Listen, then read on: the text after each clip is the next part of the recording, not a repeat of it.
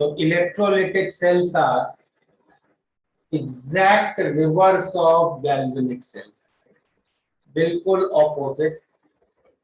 Galvanic cell में reaction spontaneous होता था, उससे इलेक्ट्रिसिटी प्रोड्यूस होती थी, ठीक है।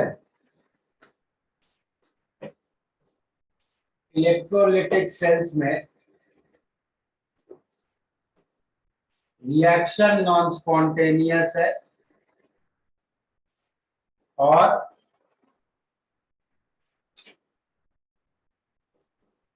हम लोग इलेक्ट्रिसिटी यूज करके उस रिएक्शन को करेंगे, ठीक है। यस। तो चलो एक टिपिकल इलेक्ट्रोलिटिक सेल का डिजाइन लेते हैं।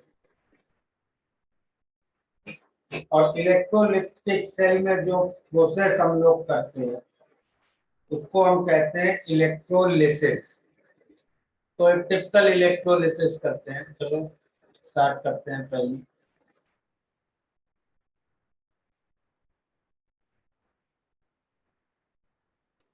of molten NaCl, molten NaCl लिया बीकर में और इसमें 2 प्लेटिनम की प्लेट डाली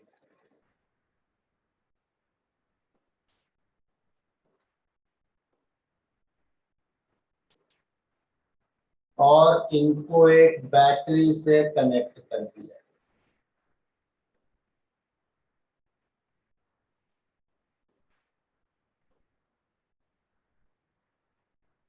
ठीक है, तो इस तरह से एक इलेक्ट्रोलिटिक सेल का डिजाइन होगा। अब बैटरी क्या करेगी? बैटरी इसमें करंट फ्लो कराना चाहेगी, करेक्ट? यस। उसके लिए बैटरी इस प्लेट पे नेगेटिव चार्ज भेजेगी, इस प्लेट पे पॉजिटिव चार्ज भेजेगी। अब बीकर के अंदर पड़ा हुआ है मोल्टेन NaCl, ओके, मतलब Na+ आयन और Cl- आयन फ्रीली पड़े हुए हैं। Na+ आयन नेगेटिव प्लेट की ओर मूव करेंगे, Cl- आयन पॉजिटिव प्लेट की ओर मूव करेंगे, करेक्ट? Yes sir. आपने इधर पॉजिटिव नेगेटिव प्लेट कैसे पता की? बैटरी का पॉजिटिव टर्मिनल जिससे कनेक्टेड होगा, बैटरी उधर पॉजिटिव चार्ज भेजेगा। यस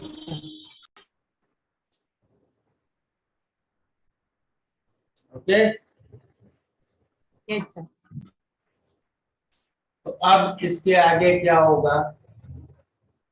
अब अगर रिएक्शन होना है, करंट फ्लो करना है, तो इलेक्ट्रोड्स पे ऑक्सीडेशन और रिडक्शन होना पड़ेगा, ओके? यस और no? Yes sir. Yes sir. तो इलेक्ट्रोड्स पे ऑक्सीडेशन और रिडक्शन होना पड़ेगा। तो सोडियम आयन जो यहाँ पे गए इस नेगेटिव इनको प्लेट से इलेक्ट्रॉन लेके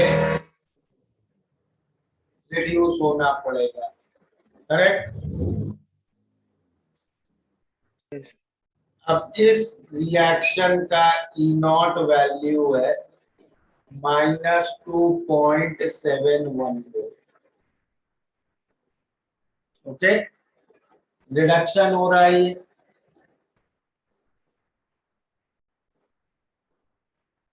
और जहां पे रिडक्शन होता है उसे क्या कहते हैं हम? कैथोड। कैथोड।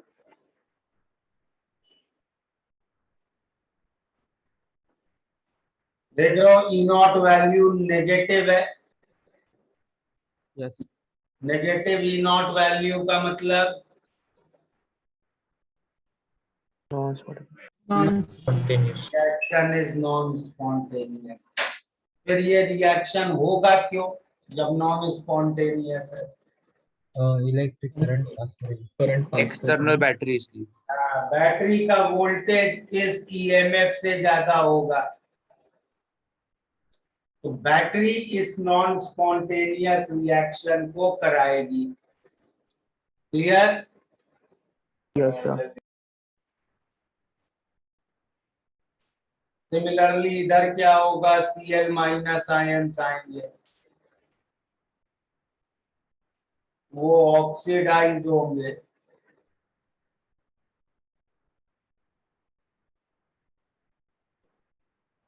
ये भी नॉन स्पॉन्टेनियस है।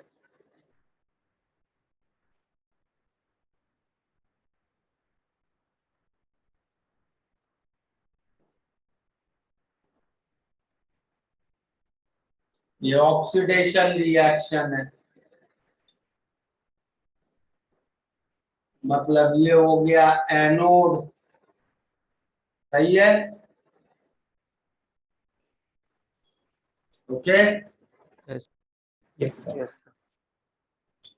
तो दिस इज टिपिकल इलेक्ट्रोलिसिस। तो ये क्या है? Electrolysis of molten NaCl।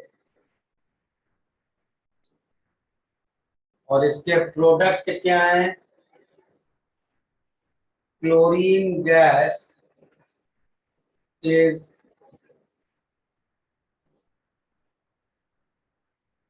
liberated at anode और solid sodium metal is deposited at cathode।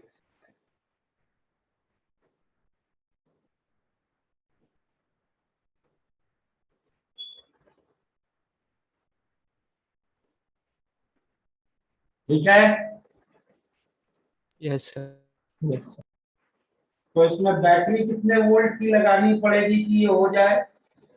तो 2.71 वोल्ट से ज्यादा का, राइट? नहीं, कितने वोल्ट की बैटरी लगानी पड़ेगी? 4.0. उनके डिफरेंस के मॉड से ज्यादा। डिफरेंस के मोड से ज्यादा।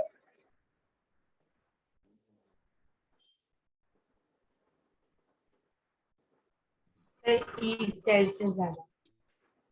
वैल्यू में बताओ जरा। Sir, 4. 4 वोल्ट की। भाई दोनों को ऐड करो, कितना हुआ? दोनों 4.07. 4.07 volt. बैटरी का ईएमएफ प्लस इन दोनों का टोटल पॉजिटिव होना चाहिए। तो कितने वोल्ट की बैटरी लगानी पड़ेगी? More than 4.0। Sir more than 4 volts. 4 volt कहाँ से आ रहा है यार?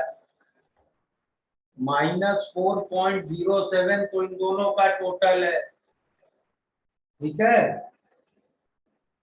और फिर कुछ एक्स्ट्रा भी उसमें लगना पड़ेगा, तो अराउंड 4.2 वोल्ट की बैटरी लगाएंगे तब ये होगा। ओके? सर वो एक्स्ट्रा क्यों लगेगा उसमें? एक्स्ट्रा क्यों लगेगा? क्योंकि हमेशा लिबरेशन के लिए कुछ एक्स्ट्रा चाहिए होता है। देखो अगले एग्जाम्पल में वो क्लियर होगा। देखो सपोज इसी इलेक्ट्रोलिसिस को थोड़ा सा बदले और मोल्टेन NaCl की जगह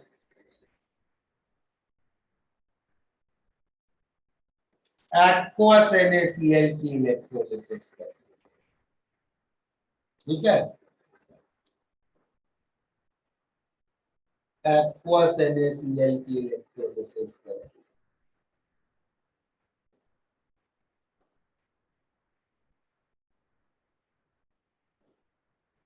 अब कैथोड साइड में क्या क्या पॉसिबल रिएक्शंस हैं? एक तो सोडियम का रिडक्शन, यस सर। एक H प्लस का भी आएगा ना?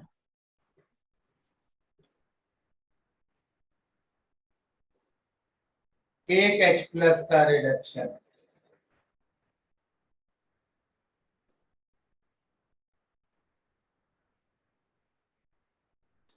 एक वाटर का रिडक्शन,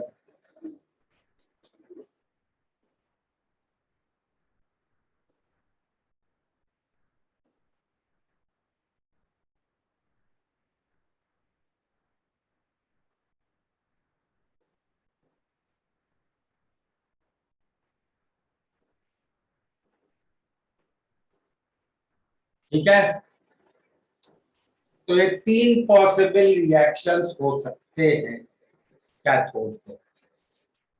तो जब एक इलेक्ट्रोड पे एक से ज्यादा पॉसिबल रिएक्शंस हो सकते हैं, तो ऐसी सिचुएशन में रिएक्शन होता कौन सा है? ऐसी सिचुएशन में वो रिएक्शन होगा सबसे ज्यादा स्पॉन्टेनियस है। वो लीस्ट नॉन स्पॉन्टेनियस हो। हाँ, या ऐसे भी कह सकते हैं जो सबसे ज्यादा स्पॉन्टेनियस हो, जिसकी ई नॉट वैल्यू सबसे ज्यादा है। तो अब इन तीनों में तो ई नॉट वैल्यू सबसे ज्यादा दिख रही है हमें सेकेंडरी, लेकिन हमें ये समझना चाहिए कि हमें स्पॉन्टेनियटी जब कंपेयर करनी है तो हमें किस वैल्यू से कंपेयर करनी चाहिए? ई वैल्यू से। We should not compare spontaneity by E naught value, we should compare spontaneity by E values, correct? Yes yes sir. अब एक्वस NaCl सॉल्यूशन का pH 7 होगा। NaCl is salt of strong acid strong base, उसका तो pH 7 होगा, correct? Yes sir. pH 7 होगा तो H plus की molarity 10⁻⁻7 होगी। Agreed? Yes sir. Yes sir. तो ये जो ई नॉट वैल्यू है ये तो तब वैलिड है ना जब H प्लस की मोलैरिटी 1 होती है। यहाँ तो H प्लस की मोलैरिटी कितनी है? 10⁻⁻7। 10⁻⁻7। की वैल्यू हमें निकालनी चाहिए, correct? Yes sir. Yes sir. और उससे इंपॉर्टेंट बात, इलेक्ट्रोलिसिस में अगर किसी आयन की मोलैरिटी 10⁻³ या -4 से कम होती है तो उस आयन की प्लेट के पास, इलेक्ट्रोड के पास अवेलेबिलिटी बहुत कम होती है। तो उस आयन की इलेक्ट्रोलिसिस तो हम लोग करते ही नहीं है, कंसिडर ही नहीं करते, क्योंकि उस आयन की अवेलेबिलिटी ही बहुत कम है। तो सेकेंड रिएक्शन तो वैसे ही आउट ऑफ डिस्कशन हो गया due to low availability of H plus, ठीक है? Yes sir. ओके, तो अब आगे चले। अब जो बचे दो हैं उनमें से कौन सा ज्यादा स्पॉन्टेनियस है? Third one. Third one. तो थर्ड वाला होगा। और एक्वस NaCl की अगर इलेक्ट्रोलिसिस की तो प्रोडक्ट क्या बनेगा बताओ? H plus plus H minus. नहीं, देन यू विल से अगर एक्वस NaCl की इलेक्ट्रोलिसिस की तो कैथोड पे हाइड्रोजन गैस लिबरेट होगी, ठीक है? यस। समझ में आया ये बात? आप आपने दूसरों की ई नॉट वैल्यू से क्यों कंपेयर की, मतलब ई क्यों नहीं कंपेयर की? भाई देखो, तीसरे रिएक्शन में वाटर का रिडक्शन हो रहा है। Yes sir. वाटर तो खुद सॉल्वेंट है, उसकी मोलैरिटी खुद ही बहुत ज्यादा होगी, यस सर। तो एक्टिव मास हम आराम से 1 ले सकते हैं। Yes sir. और NaCl मेरा मेन सॉल्यूट है, यस सर। तो सोडियम आयन की मोलैरिटी तो I will assume is sufficient, क्योंकि वो तो मेन सॉल्यूट ही है। Yes sir. ठीक है, इतना क्लियर है? Yes sir. Hello sir. क्या बोलो? सर मेरे को सेकंड और थर्ड इक्वेशन कैसे है नहीं समझा, एक बार बोल दो। भाई एक्वस NaCl में पानी होता है ना। एक्वस का क्या मतलब है? NaCl वाटर में डिसॉल्व। Yes sir. तो जब NaCl में पानी है तो पानी भी तो प्लेट के पास रहेगा, प्लेटिनम प्लेट के पास जो राइट में है, तो उस पानी का भी रिडक्शन हो सकता है ना। Yes sir. Yes sir.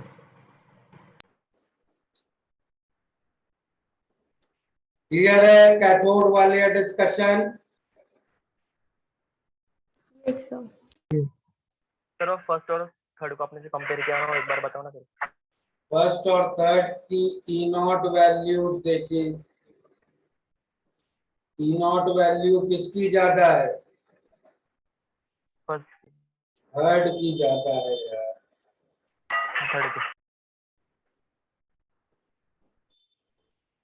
Minus sign है दोनों के साथ, -0.82 is greater than -2.71, yes sir. तो ई नॉट वैल्यू थर्ड की ज्यादा है, मतलब वो ज्यादा स्पॉन्टेनियस रिएक्शन है। Okay, yes sir. Similarly anode side क्या क्या पॉसिबल रिएक्शंस हो सकते हैं? Cl minus goes to half Cl. तो क्लोरीन का ऑक्सीडेशन, ठीक है।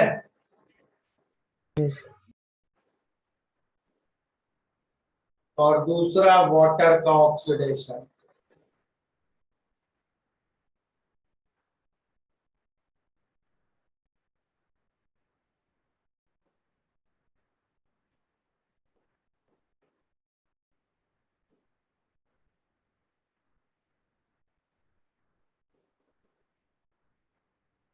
ठीक है। अब इन दोनों में ज्यादा स्पॉन्टेनियस कौन है? H2 वाला सेकंड वाला। सेकेंड वाला, सेकंड रिएक्शन। करेक्ट, सेकेंड वाला है।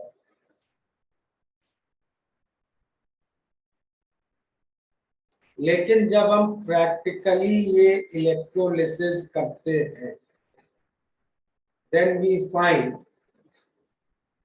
कि एनोड पे क्लोरीन गैस लिबरेट होती है, मतलब हमें ये रिएक्शन देखने को मिलता है। मतलब यहाँ प्रोडक्ट क्या है? Chlorine gas is liberated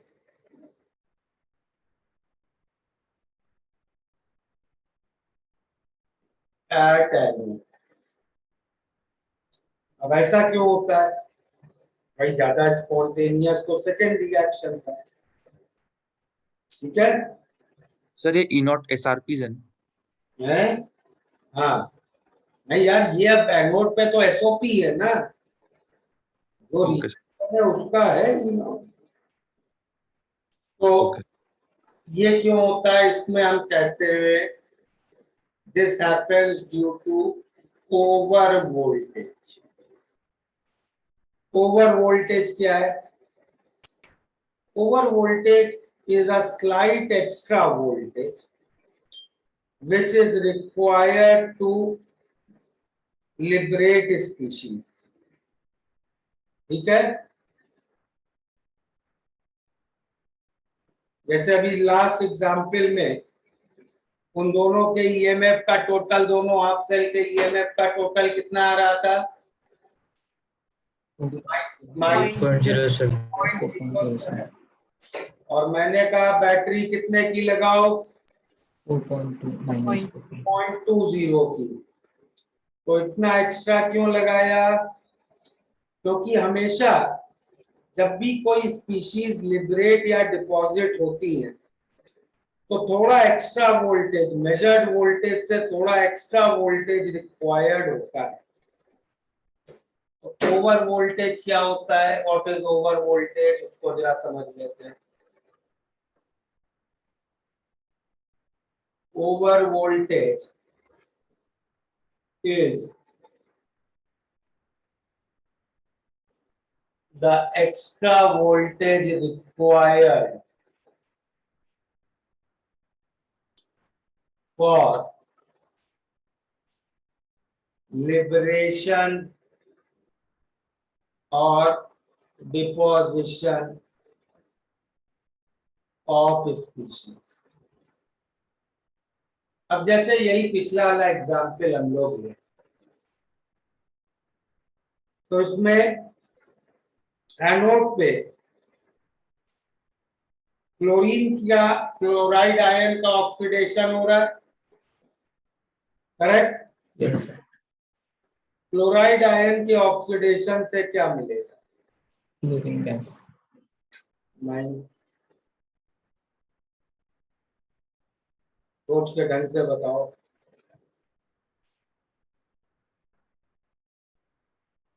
Cl. Chloride ion, HCl। Chloride ion के ऑक्सीडेशन से एक क्लोरीन का एटम मिलेगा। Atom. हाँ. ठीक है, Yes. एक एटम मिलेगा क्लोरीन का। ठीक है, लेकिन ये क्लोरीन का एटम बाहर नहीं निकल सकता है। बाहर तो क्या निकलेगा? क्लोरीन गैस का एक बबल निकलेगा, करेक्ट? Yes sir. तो ये क्लोरीन का एटम बाहर नहीं लिबरेट हो सकता है, लिबरेट उसको बबल फॉर्मेट में होना है। तो अभी ये जो क्लोरीन का एटम बना, अभी क्या करना पड़ेगा इसको? इस तरह के दो एटम्स को पहले कंबाइन होके एक मॉलिक्यूल बनाना पड़ेगा क्लोरीन का। ठीक है, Yes. Yes, sir. और क्या ये मॉलिक्यूल बाहर निकल सकता है? Yes sir. Yes sir. एक एक मॉलिक्यूल थोड़ी निकलेगा क्लोरीन का, सर बबल फॉर्म होकर निकला। गैस का बबल निकलेगा, और एक बबल में क्लोरीन के बहुत सारे मॉलिक्यूल्स होंगे, correct? Yes sir. Yes sir. अब बहुत सारे क्लोरीन के मॉलिक्यूल्स कंबाइन होके एक बबल बनाएंगे। ठीक है, तो भाई ये दो स्टेप के लिए भी तो कुछ एनर्जी, कुछ वोल्टेज चाहिए होगा। Yes, sir. Yes sir. उस एक्स्ट्रा वोल्टेज को हम लोग क्या कहते हैं? ओवर। वैसे ही सेम ऑक्सीजन के लिबरेशन में, वाटर के ऑक्सीडेशन से एक ऑक्सीजन का एटम बनेगा, दो एटम कंबाइन होके एक मॉलिक्यूल बनेंगे, बहुत सारे मॉलिक्यूल कंबाइन होके एक बबल बनेगा, करेक्ट? Yes sir. तो ऑक्सीजन के भी लिबरेशन में ओवर वोल्टेज है और क्लोरीन के भी लिबरेशन में ओवर वोल्टेज है। ठीक है, ओवर वोल्टेज दोनों लिबरेशन में है। इतनी बात समझ में आई? Yes, sir. Yes, sir. अब जो बबल बनने वाला स्टेप है, वो तो दोनों के लिए बराबर ही है एनर्जी, क्योंकि बबल तो उनको वाटर की सरफेस ब्रेक करके बनाना है। ठीक है, सॉल्वेंट दोनों के लिए सेम है, वो जो दूसरा वाला स्टेप है उसके लिए तो दोनों में सेम एनर्जी लगनी है, चाहे क्लोरीन वाला रिएक्शन हो चाहे ऑक्सीजन वाला रिएक्शन हो, ठीक है, करेक्ट। Yes, sir. लेकिन जो पहला स्टेप है मॉलिक्यूल बनने वाला, अब दो क्लोरीन के एटम्स को कंबाइन होके क्लोरीन का मॉलिक्यूल बनाना है, ठीक है, ओके, यस और no? Yes Yes, sir sir. Yes sir. मतलब सिंगल बॉन्ड बनना है उनमें। Yes, sir. अब क्लोरीन के p ऑर्बिटल में अनपेयर्ड इलेक्ट्रॉन होता है, Yes. Correct. Yes sir. Chlorine के p और मान लो pz में अनपेयर्ड इलेक्ट्रॉन है, तो pz में अनपेयर्ड इलेक्ट्रॉन है तो दो क्लोरीन एटम जब एक दूसरे को अप्रोच करें बॉन्ड बनाने के लिए तो उन्हें ऐसे अप्रोच करना चाहिए कि उनकी z एक्सिस एक दूसरे को अप्रोच करे, करेक्ट। Yes, sir. अभी pz में बॉन्ड बन पाएगा, हाँ सर तो उन दोनों में इस कोलिजन में या इस रिएक्शन में एक ओरिएंटेशन बैरियर है, यस या सर अब O2 में अगर तुम आओ, O2 में डबल बॉन्ड बनना है, यस हाँ सर O2 में डबल बॉन्ड बनना है तो ओरिएंटेशन बैरियर और ज्यादा डिफिकल्ट हो गया। Yes, sir. Yes. Double bond बनना है ऑक्सीजन में तो दो अनपेयर्ड इलेक्ट्रॉन होंगे, मान लो py और pz में है, ठीक है। Yes. तो अब इनको कैसे अप्रोच करना है एक दूसरे को, अब इनको एक दूसरे को ऐसे अप्रोच करना है कि z एक्सिस, अगर z एक्सिस में अप्रोच हो रहा है तो वो अप्रोच भी ऐसा होना है कि py और py पैरेलल आए, Yes, sir. तभी तो pz में सिग्मा बॉन्ड बनेगा और py में पाई बॉन्ड बनेगा, correct. Yes sir. Yes sir. तो O2 मॉलिक्यूल बनने का ओरिएंटेशन बैरियर और ज्यादा है, यस सर तो O2 लिबरेशन का ओवर वोल्टेज Cl2 लिबरेशन के ओवर वोल्टेज से ज्यादा होगा, yes sir correct. Yes, sir. तो ओवर वोल्टेज अकाउंट में लेने के बाद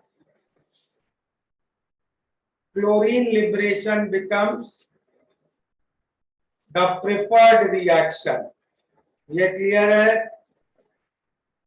Yes, sir. समझ में आ गया इतना? Yes sir. Yes, sir. वो हाइड्रोजन के एनोड पे भी होंगे ना, पर आपने वो कंसंट्रेशन की वजह से नहीं लिखा। क्या? तो वो हाइड्रोजन वाली जो कैथोड पे हो रही थी वो एनोड पे भी होंगी ना, बेटा एनोड तब H2 going to H++ electron. H2 कहाँ पे है तुम्हारे पास? H2 है क्या?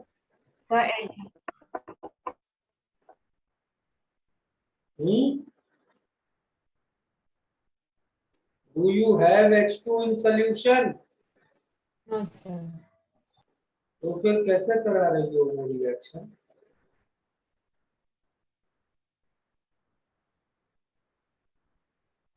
Yes sir. एक्वस NaCl की इलेक्ट्रोलिसिस क्लियर है? Yes sir. Yes, sir. Yes sir sir वो बबल बनने वाला स्टेप में नहीं समझा, मतलब दोनों का एनर्जी सेम क्यों रहेगा? भाई बबल कैसे बनता है?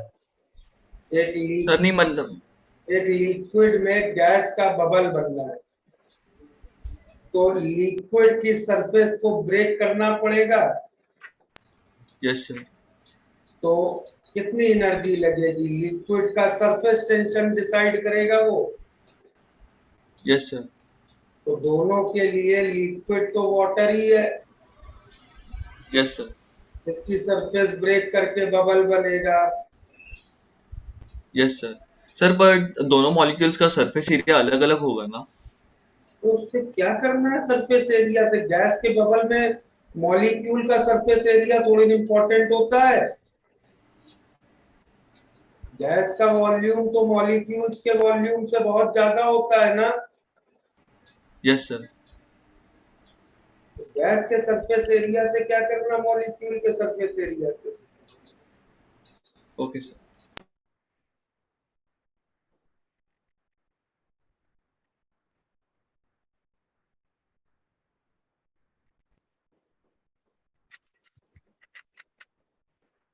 चल दिया इतना नोट? Yes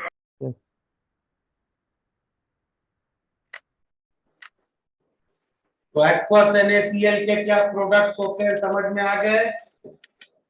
yes sir. चलो एक्वस NaCl में ही थोड़ा सा चेंज करते हैं, और बस ये अब चेंज करते हैं एक्वस NaCl की electrolysis.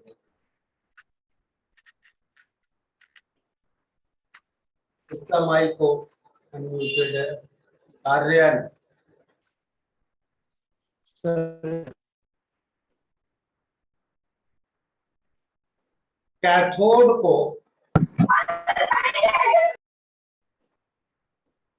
Yes yes sir. On the sir Aryan नाम का बच्चा था कोई। आर्यन नहीं सर, आशुतोष करके था। ऑन द सर कोई आशुतोष करके। आशुतोष करके था, आशुतोष। सर मैंने उसको वेटिंग रूम में डाल दिया, आशुतोष वानी करके था। अच्छा ठीक है, मैंने दोस्तों मीटिंग।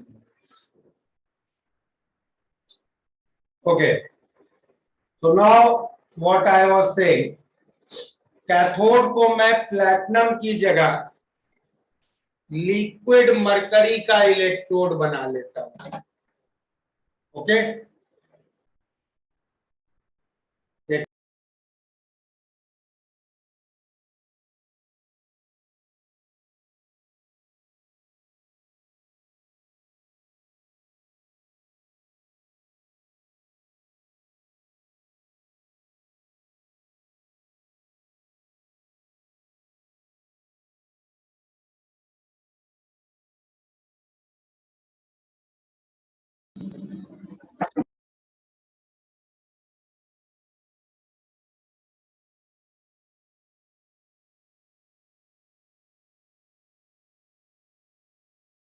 ओके, तो कैथोड को मैंने प्लैटिनम की जगह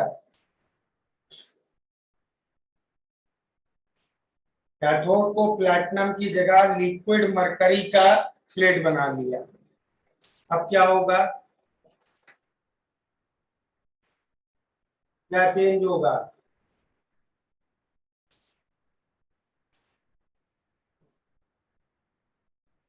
बोलो।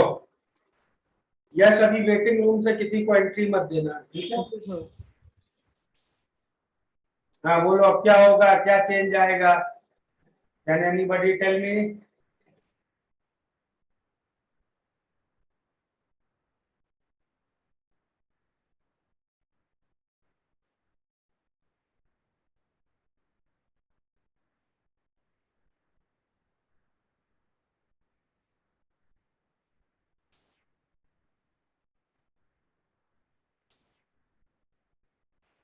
लिक्विड मरकरी का बना लिया है।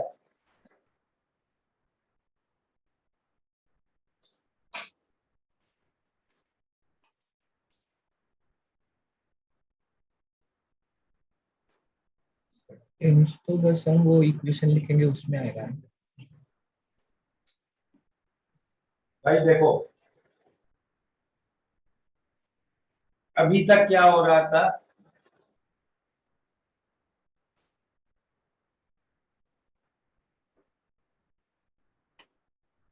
हाइड्रोजन लिबरेट हो रहा था। हाँ। Yes sir. प्लैटिनम के ऊपर हाइड्रोजन लिबरेशन बहुत इजी होता है, क्योंकि platinum is a very good absorber. Yes, sir. Hydrogen का मॉलिक्यूल बहुत छोटा होता है, उसके कोलिजन की प्रोबेबिलिटी बहुत कम होती है। लेकिन अगर प्लैटिनम की प्लेट है तो वो क्या करता है, अपने ऊपर एक हाइड्रोजन को स्टिक करा लेता है। तो एक हाइड्रोजन स्टेशनरी हो जाता है तो दूसरा हाइड्रोजन उससे आके कोलाइड कर लेता है, ठीक है, और H2 मॉलिक्यूल बनना बहुत इजी हो जाता है। क्लियर? ओके। Yes, sir. लेकिन अगर तुमने लिक्विड मरकरी ले लिया,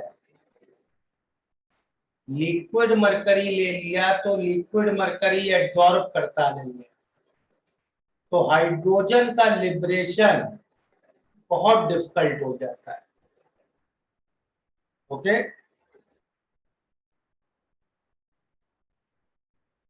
हाइड्रोजन का लिबरेशन बहुत डिफिकल्ट हो जाता है, या कह लो हाइड्रोजन का ओवर वोल्टेज बहुत ज्यादा हो जाता है।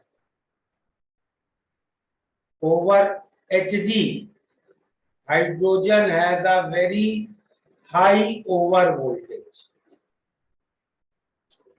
तो हाइड्रोजन का लिबरेशन बहुत डिफिकल्ट हो गया, और सोडियम का लिबरेशन बहुत इजी हो जाता है, क्योंकि प्लैटिनम के ऊपर तो सोडियम को सॉलिड बनना था, सॉलिड की तरह डिपॉजिट होता, correct? Yes sir. Solid lattice बननी होती तो उसमें बहुत ज्यादा ओरिएंटेशन प्रॉपर होना चाहिए। लेकिन लिक्विड मरकरी के ऊपर तो सोडियम के एटम्स जाके उस लिक्विड में मिक्स हो जाएंगे, सोडियम भी लिक्विड स्टेट में ही बनेगा, तो सोडियम और मरकरी लिक्विड्स का मिक्सचर बन जाएगा। तो इस केस में अगर मरकरी का कैथोड ले लिया तो ये रिएक्शन होगा, और इसके रीजन क्या है? H2 liberation over Hg has a very high over voltage, और दूसरा लिबरेशन ऑफ या फॉर्मेशन ऑफ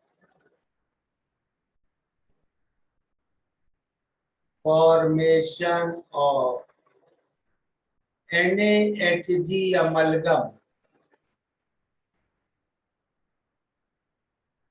is favored।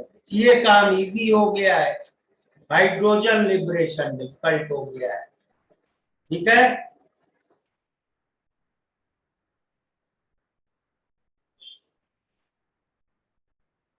समझ में आया? Yes, sir. या सर। चलो अब जरा एक सॉल्ट बदल के इलेक्ट्रोलिसिस कर ले। सोडियम क्लोराइड की बहुत कर ली, एक अब कर लेते हैं कॉपर सल्फेट की। एक्वस कॉपर सल्फेट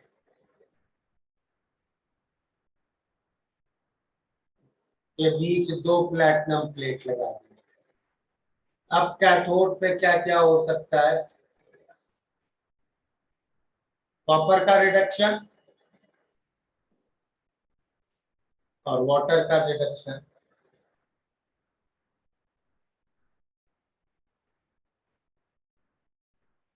ठीक है, इसका E0 है 0.34, इसका -8277, कौन सा होगा? 0.341। ऊपर वाला डेफिनेटली। एनोड साइड क्या क्या हो सकता है?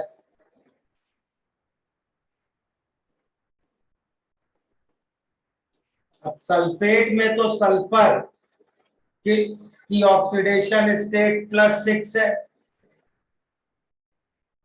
जो उसकी हाईएस्ट ऑक्सीडेशन स्टेट है, करेक्ट? तो सल्फेट का सल्फर तो ऑक्सीडाइज हो नहीं सकता है। हाँ, इसके ऑक्सीजन को हम पर ऑक्साइड स्टेट में ऑक्सीडाइज कर सकते हैं। तो एक पॉसिबल रिएक्शन ये हो सकता है, जिसका ई नॉट होता है -2 वोल्ट और वाटर का ऑक्सीडेशन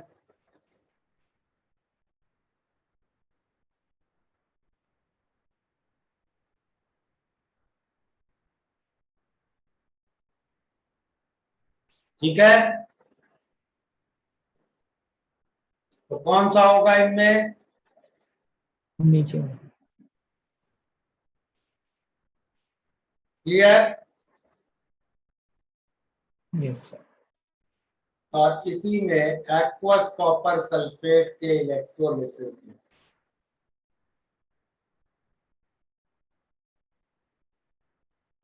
एक चेंज जो हम कर सकते हैं,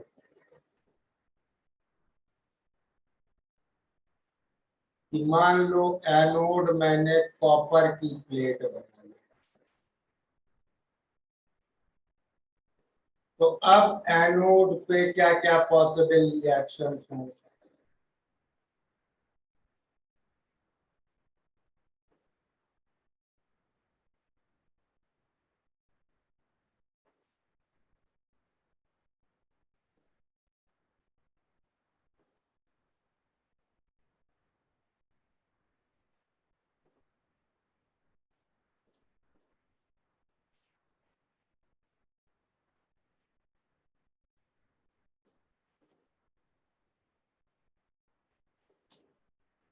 अब एक और पॉसिबल रिएक्शन ये भी हो सकता है। कौन सा होगा इन तीनों में? कॉपर वाला। Last one. तो इस केस में कॉपर मेटल प्लेट से डिसॉल्व होके सॉल्यूशन में जाने लग जाएगा। समझ में आया? Yes sir. तो बेसिकली कैसे डिसाइड करते हैं कैथोड एनोड पे क्या प्रोडक्ट्स बनेंगे? देखो, अगर मोल्टेन सॉल्ट सॉल्यूशन है तो मेरे पास कोई चॉइस नहीं है, करेक्ट? मोल्टेन सॉल्ट सॉल्यूशन में तो जो कैटायन है वो रिड्यूस हो जाएगा कैथोड पे, जो एनायन है वो ऑक्सीडाइज हो जाएगा एनोड पे, ठीक है। लेकिन अगर एक्वस सॉल्ट सॉल्यूशन है, एक्वस सॉल्ट सॉल्यूशन है, तो क्या होगा?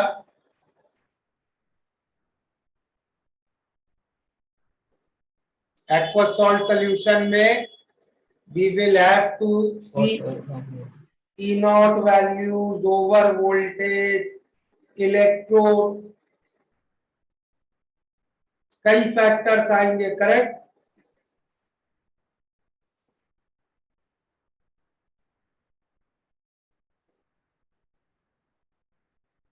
तो उनको कैसे डिसाइड करते हैं? देखो, तो एक्वस सॉल्ट सॉल्यूशन में कैथोड पे अगर प्लैटिनम की प्लेट लगी है,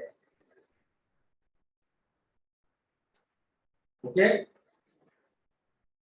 कैथोड पे प्लैटिनम की प्लेट लगी है, तो हमने सारे कैटायंस को दो पार्ट में डिस्ट्रीब्यूट किया।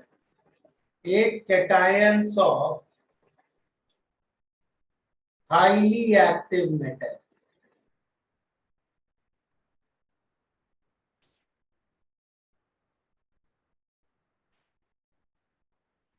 ओके, मतलब जिनका ई नॉट रिडक्शन वैल्यू -0.8277 से कम है। इसका एग्जाम्पल हमने लिया था sodium ion Na+, highly active metal है, उसकी रिडक्शन वैल्यू कितनी थी? -2.7, ओके। यस। तो ऐसे केस में क्या होगा ऐसे केस में कैथोड पे वाटर का रिडक्शन होगा। ऐसे केस में वाटर का रिडक्शन होगा और हाइड्रोजन गैस लिबरेट होगी। ओके, क्योंकि वाटर का रिडक्शन पोटेंशियल है -0.8277 है ना, तो वो ज्यादा स्पॉन्टेनियस रिएक्शन हो जाएगा। करेक्ट। Yes, sir. Yes. और अगर लेसर एक्टिव मेटल का कैटायन है, जैसे कॉपर देखा, मतलब जिनकी रिडक्शन वैल्यूज -0.8277 से ज्यादा है, उन केसेस में क्या होगा? Reduction of cation and respective metal will get deposited. ठीक है,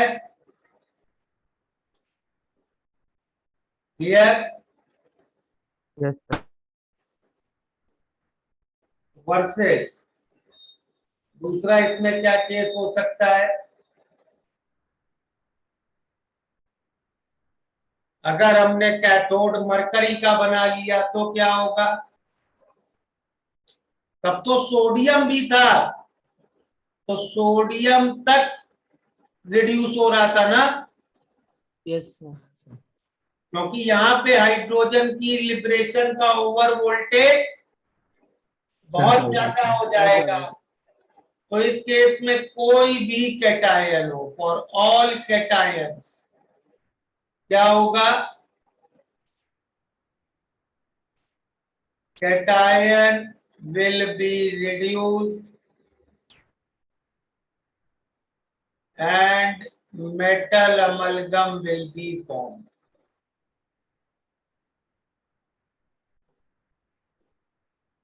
ठीक है,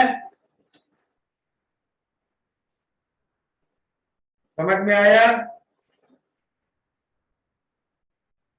Yes. So previous pages बता नहीं थी। Sir, how will we extract the metal from the metal amalgam? Why you want to extract metal? No, just wanted to ask out of curiosity. वो तो फिर उसकी कोई सेपरेशन टेक्निक करेंगे, Okay, sir. Chromatography या कुछ करेंगे, डिस्टिलेशन। Okay, sir. एनोड पे क्या होगा? एनोड की प्लेट अगर प्लैटिनम की है तो अब एनायंस को मैं दो कैटेगरी में बांट सकता हूं। कॉमन एनायंस सबसे पहले तो होते हैं halides, correct? Fluoride, chloride, bromide, iodide. ठीक है, तो अगर फ्लोराइड है, फ्लोराइड की तो ई नॉट वैल्यू वाटर की ई नॉट वैल्यू से बहुत कम होती है, तो इस केस में तो वाटर का ऑक्सीडेशन होगा और O2 लिबरेट होगा। क्लोराइड की भी ई नॉट वैल्यू वाटर से कम होती है, बट क्या यहाँ पे वाटर का ऑक्सीडेशन होता है? No, sir. तो क्योंकि यहाँ एक अनयूजुअल बिहेवियर होता है, Cl minus gets oxidized and Cl2 is liberated due to over voltage। ठीक है, सही है। Yes. Yes. लेकिन अगर मेरे पास बहुत डाइल्यूट क्लोराइड होगा तब क्या होगा? इसकी ई वैल्यू बहुत कम हो गई और अब ओवर वोल्टेज उस गैप को कवर नहीं कर पाएगा, तो इस केस में water gets oxidized and O2 is liberated. ठीक है, ब्रोमाइड की नॉट वैल्यू ही वाटर से ज्यादा है और आयोडाइड दोनों की, तो इन दोनों में वो एनायन का रिडक्शन होगा, Br माइनस गेट्स ऑक्सीडाइज्ड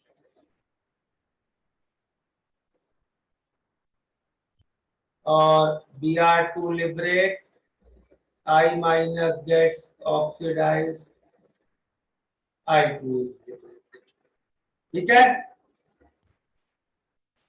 फिर इसके बाद एक दूसरी कैटेगरी हो सकती है एनायंस की, oxo ions with central atom in highest oxidation state.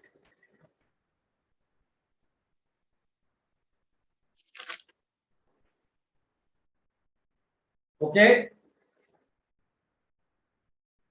जैसे इसके एग्जाम्पल्स क्या होंगे, सल्फेट, कार्बोनेट, नाइट्रेट, करेक्ट। इन सब में क्या होगा, वाटर की ऑक्सीडेशन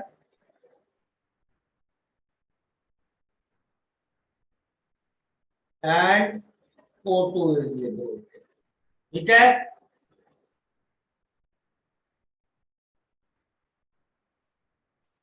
ये सब डिस्कशन किसके साथ है, when platinum is the electrode.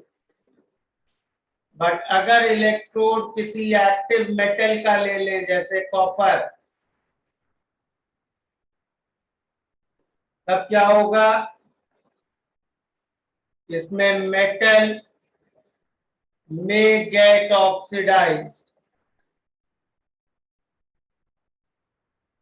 and dissolve in solution, ठीक है, समझ में आया। Yes, sir. तो कैथोड और एनोड पे अब प्रोडक्ट डिटर्मिनेशन कर लेंगे हम लोग। कैथोड पे क्या बनेगा, एनोड पे क्या बनेगा,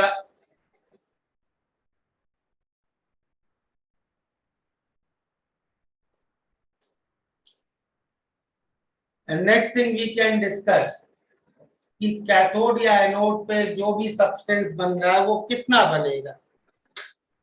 भाई देखो, अगर एक इलेक्ट्रोलिसिस में मैंने करंट आई को टाइम टी के लिए पास किया तो कितना चार्ज पास हुआ, I into T, correct. Yes sir. तो कितने मोल्स इलेक्ट्रॉन के फ्लो हुए, I T upon F, correct. Yes sir. F is 1 Faraday. Yes, sir. अब इलेक्ट्रॉन का तो एन फैक्टर 1 है, तो जितने मोल्स इलेक्ट्रॉन फ्लो हुए उतने ही सारी चीजों के इक्विवेलेंट्स होंगे। मतलब कोई सब्सटेंस अगर X लिबरेट हो रहा है तो उसके equivalents will be equal two moles of electron, okay. Yes. So I can write weight of substance X by equivalent weight of X is IT upon F, ठीक है। तो इससे हम किसी भी सब्सटेंस का मास निकाल सकते हैं जो इलेक्ट्रोलिसिस में बन रहा है, ठीक है। नोट हो गया। इक्विवेलेंट नंबर ऑफ इलेक्ट्रॉन के कैसे आए हमको, जितने मोल्स इलेक्ट्रॉन होंगे उतने ही इक्विवेलेंट इलेक्ट्रॉन होंगे, क्योंकि इलेक्ट्रॉन का तो एन फैक्टर 1 होता है ना। Yes sir. और हर चीज के इक्विवेलेंट्स बराबर होते हैं रिएक्शन में। Yes sir. कर लिया नोट। Yes, sir. यस।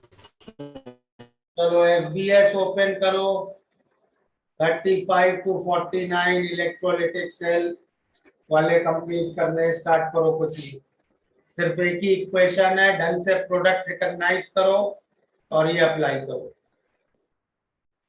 जरा वो COSF4 वाले साइट वाले पेज पे जा सकते हैं क्या?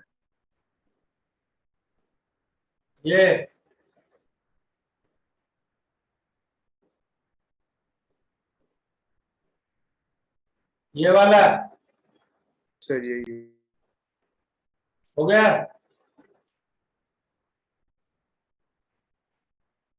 सर और इसके अगले वाला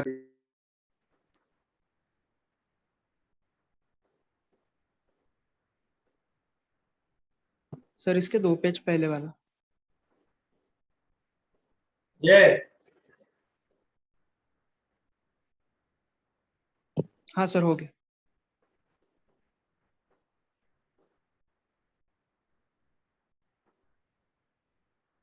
चलो स्टार्ट करो प्रॉब्लम्स।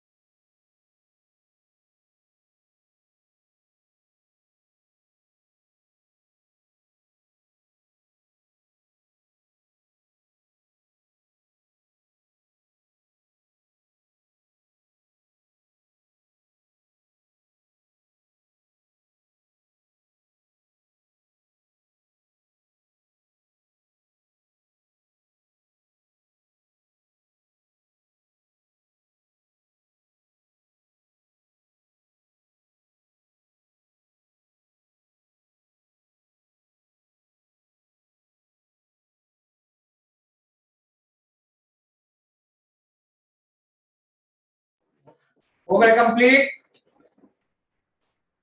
No, sir. कितने बचे हैं?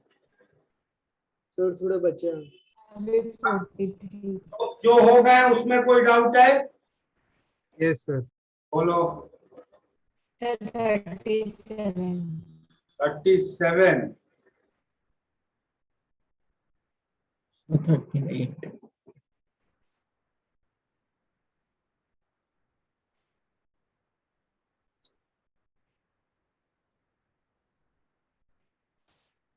सब उसमें 37 में जो सेकंड पार्ट है ना उसमें चार्ज की वैल्यू मैच नहीं कर रही।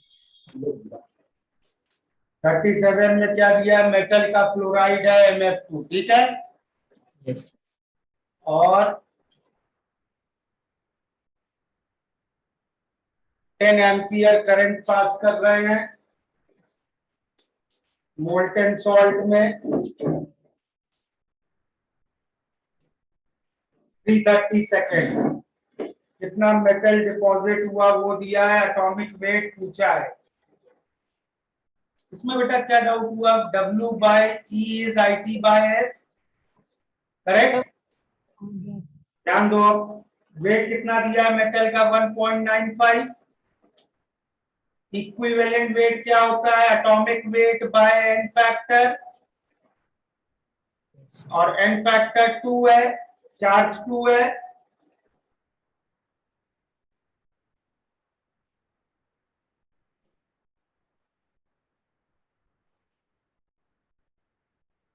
इस इक्वेशन से निकल आएगा, ठीक है।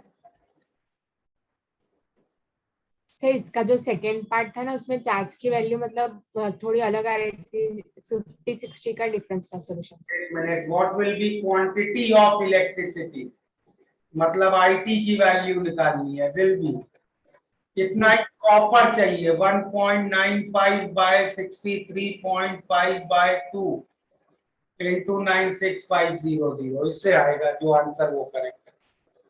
Yes sir.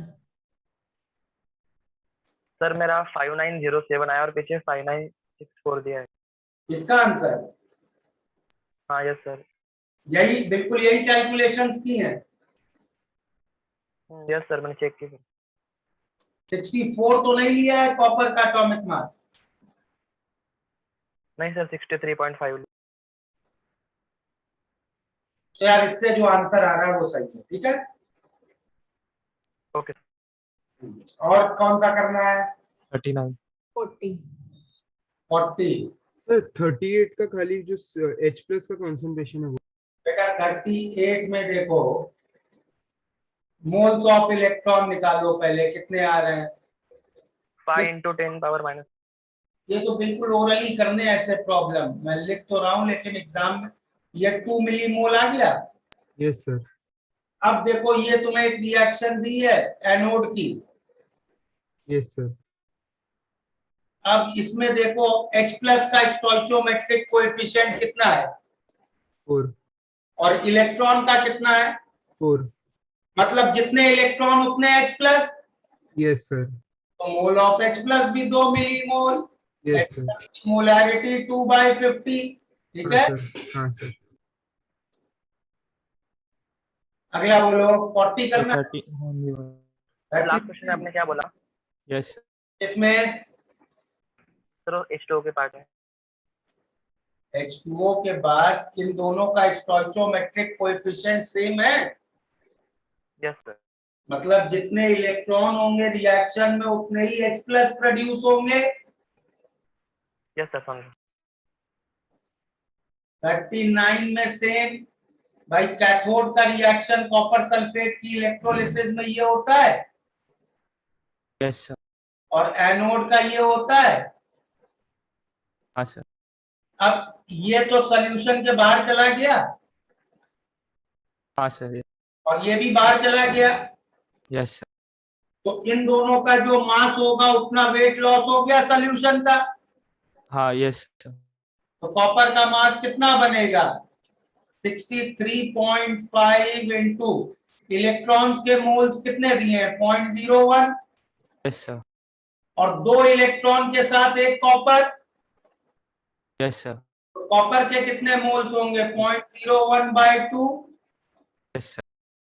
और ऑक्सीजन का मास कितना बना 32 इंटू 0.01/4 एक ऑक्सीजन के साथ 4 इलेक्ट्रॉन। Yes, sir. तो फाइनली सोल्यूशन का वेट कितना बचा 10 ग्राम ओरिजिनल था उसमें से इतना बाहर चला गया। Yes, sir. कर लोगे अब? Yes, sir. अगला बोलो 40 40 करंट पास किया है, एक में AgNO3 है दूसरे में सल्फ्यूरिक एसिड है। तो AgNO3 वाले में तो ऑक्सीजन एक्चुअली दोनों में निकलेगी ना। अच्छा ये कह रहे हैं कितनी ऑक्सीजन निकलेगी सल्फ्यूरिक एसिड से अगर AgNO3 वाले में 1 मोल AgNO3 वाले में क्या रिएक्शंस होंगे, ये रिएक्शंस बस क्लियर रखने हैं। ये होंगे रिएक्शंस AgNO3 वाले में यस सर और सल्फ्यूरिक एसिड वाले में ये होंगे। सही है? ओके तो कह रहे हैं अगर 1 मोल Ag निकला तो इलेक्ट्रॉन के मोल्स कितने हुए बताओ। देखो स्टोइचोमेट्रिक 1 तो 1 मोल इलेक्ट्रॉन के हुए तो ऑक्सीजन के कितने मोल्स हुए 1/4। यस सर अब वॉल्यूम निकाल लोगे ऑक्सीजन का, हाँ सर पार्ट बी कर लोगे अब खुद से। पार्ट बी में सिल्वर के कितने मोल्स हैं 8 × 10⁻22 बाय 6 × 10⁻23। हाँ सर हो जाएगा सेम इलेक्ट्रॉन के मोल्स होंगे और ऑक्सीजन के 1/4। ठीक है? यस सर अगला कोई करना है सर 41 41 अमलगम बनाना है कैडमियम का और 2 ग्राम मरकरी है 12% कैडमियम अमलगम है। मतलब अमलगम के टोटल वेट में 12% वेट कैडमियम का है। मरकरी का वेट कितना दिया है तुम्हें 2 ग्राम, कैडमियम का मान लो x ग्राम। तो क्या इक्वेशन होगी 12/100 इज x/x+2। यस सर यहां से x निकाल लोगे यस सर और फिर इलेक्ट्रोलिसिस की इक्वेशन में रख दो। कैडमियम का वेट x इक्विवेलेंट वेट इतना हो गया, this should be I × T/F। Time आ जाएगा यहां से। Yes sir sir 1 minute previous page देता हूँ ये कौन सा था 40। सर आपने जो Yes, ऊपर sir. रिएक्शंस लिखे ना वो रिएक्शन सर मेरी गलत हो गई। क्यों गलत हुए यार, इतने अच्छे से तो रूल्स दिए तुम्हें, कैसे गलत हुए बेटा बताओ। सिल्वर लेसर एक्टिव मेटल है यस तो सिल्वर रिड्यूस होगा अपने कैथोड पे। नाइट्रेट ऑक्सो आयन है उसमें वाटर ऑक्सीडाइज होगा।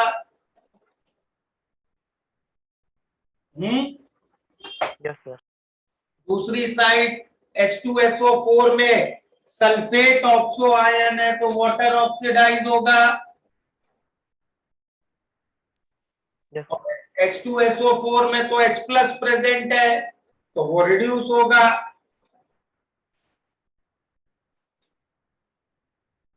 यस सर ये सबको रिएक्शन लिखने क्लियर हो रहा है ना? बोलो थोड़ा प्रॉब्लम आ रहा है उसमें। कैसा आ रहा है वो मुझे बताओ, कैसा प्रॉब्लम आ रहा है। कोई एक एग्जांपल लो ना कि सर इसमें प्रॉब्लम आया मुझे, मैं उसको करके तुम्हें समझाता हूं कैसे करना है। बोलो तो जैसे कि ये वाले में ही प्रॉब्लम आया था। इस वाले में किस सॉल्ट का प्रॉब्लम आया है ना? सर जो Sir, एजी water वाला की reaction बेसिक, हाँ वाटर के रिएक्शंस में सर, जो फर्स्ट वाला रिएक्शन एजी प्लस वाला वो हो जाता है सर, बेसिक रिएक्शन। फिर दूसरा जो वाटर का रिएक्शन लिखते हैं ना सर, वो भाई कंफ्यूजन होता है। सुनो, तुम पहले देखो एनायन क्या है, ठीक है। तुम्हें जनरली एनायन या तो कोई हलाइड दिया जाएगा, हलाइड के लिए मैंने सारे केसेस बता रखे हैं तुम्हें। Yes sir. बाकी सब केसेस जो इस तरह के आयन होंगे ना, सल्फेट, कार्बोनेट, नाइट्रेट, इसमें क्या हो रहा है, वाटर की ऑक्सीडेशन। और वाटर की ऑक्सीडेशन का रिएक्शन हमेशा ये है, इसको याद रखो, ठीक है। ओके सर, मतलब जिधर भी एक्वस आया उधर ये वाले रिएक्शंस होंगे अगर सॉल्ट हाईएस्ट ऑक्सीडेशन स्टेट में होगी तो। अगर सल्फेट, कार्बोनेट, नाइट्रेट, फॉस्फेट, इस तरह के ऑक्सो आयंस हैं जहां ऑक्सीजन के साथ कुछ नॉन मेटल अटैच है और वो नॉन मेटल अपनी हाईएस्ट ऑक्सीडेशन स्टेट में है, उन सारे केसेस में वाटर की ऑक्सीडेशन होगी। ओके, ओके सर, समझा सर, थैंक यू सर।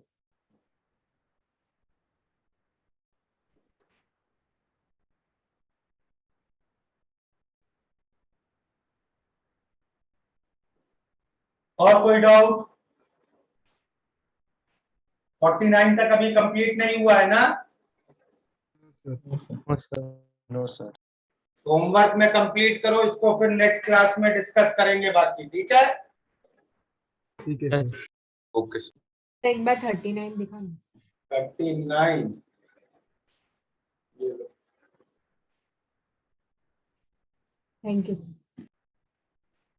चलो फिर नेक्स्ट क्लास में बाकी डिस्कस करेंगे, ठीक है। सर स्लाइड अपलोड कर दोगे क्या? स्लाइड्स कर देंगे। Sir, FBO भी करना है क्या इससे रिलेटेड? कर लोगे तो अच्छा है और अच्छा ग्रास्प बन जाएगा, ठीक है। Okay, sir.